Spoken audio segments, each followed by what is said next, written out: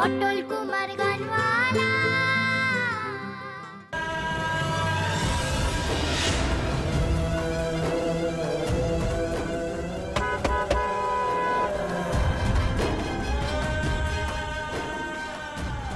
শুনলি না আমার ডাকটা একবারও? পটল, একবার আমার ডাক শুনলি না?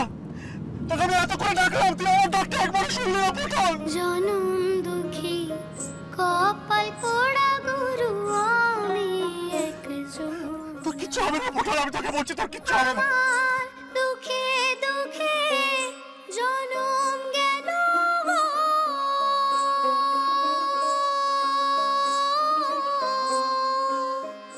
গুরু, দুঃখ বিনে সুখ হইল না।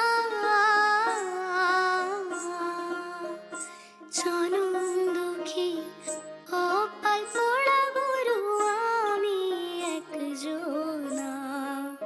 হায় গো জনম দুঃখী কপাল পোড়া গুরু আমি একজন। আমি তোমার সঙ্গে যাচ্ছি, চলো। গাড়িতে ধাক্কা না হলে লাগবে।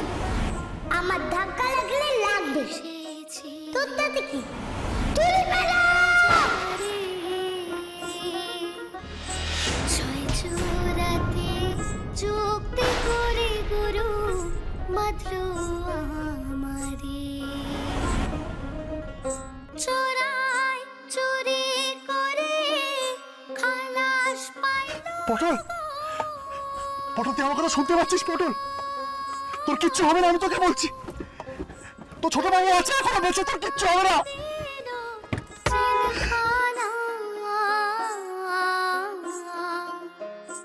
জনম দুঃখী কপাল পোড়া গুরু আমি একজন।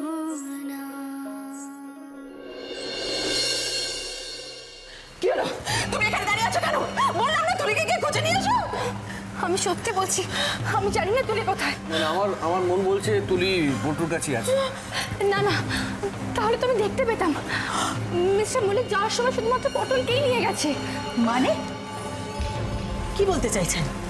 দুটো মানুষ আপনার চোখের সামনে দিয়ে বেরিয়ে গেল, যাবার সময় নাকি ঠাকুরপো আপনাকে বলেও গেছে, অথচ আপনি জানেন না তারা কোথায় গেছে। অদ্ভুত কথাবার্তা। আপনি প্লিজ বলুন বল্টু কোথায়? ওকে তো খবর দিতে হবে, ওর মেয়েকে খুঁজে পাওয়া যাচ্ছে না। বাবা হিসেবে এই খবরটা তোর পাওয়া উচিত। আপনি বিশ্বাস করুন, আমি সত্যি জানি না ওরা কোথায়, কেউ বলে যায়নি। বিশ্বাস করি না, তোমার একটা কথাও আমি আর বিশ্বাস করি না। আমি জানি তুমি পটলের সাথে ভিড়েছো না। এসব পটলের চক্রান্ত। পটল নিজের স্বার্থে সুজনকে হাত করেছে, আর এখন তোমাকেও। না না না, নাকি তুমি পটলেরই লোক।